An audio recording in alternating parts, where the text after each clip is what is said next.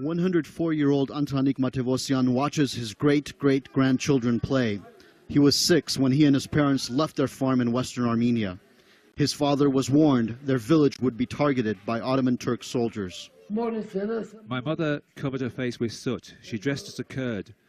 There's a photo of my father. You see, he's a man with a moustache. They asked him, "What nationality are you?" And he told them he was a Kurd. If they found out he was Armenian, he would have been killed.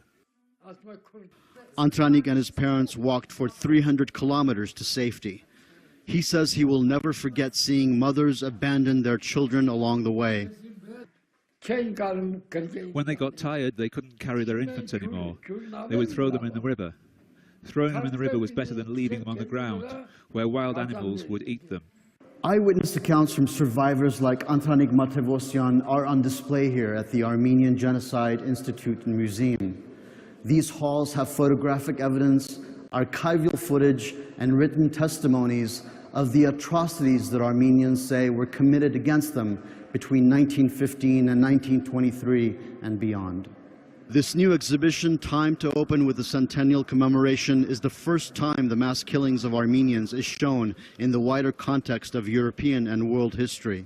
The Armenian genocide is not only part of Armenian history and memory, at the same time it's an unalienable part of the Turkish history and memory. Armenia's President Serge Sarkisyan was one of the first visitors to the exhibition. He says in addition to remembering the past, Armenia is also looking ahead. That's why it's not putting any preconditions for establishing relations with Turkey.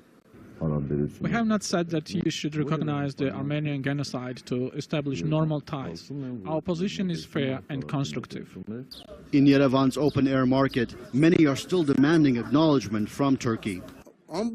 They have to admit it. They absolutely have to admit it. I'm the witness. For us to go on as a nation, the wounds need to be healed. The Armenian Apostolic Church has canonized the victims of the mass killings as saints. This centuries-old pontifical ceremony has not been seen for more than 400 years. Armenia's message 100 years on is that it's important to recognize what happened in the past and condemn it, hoping tragedies like this are not repeated in the future. Paul Chadurjan, Al Jazeera, Yerevan.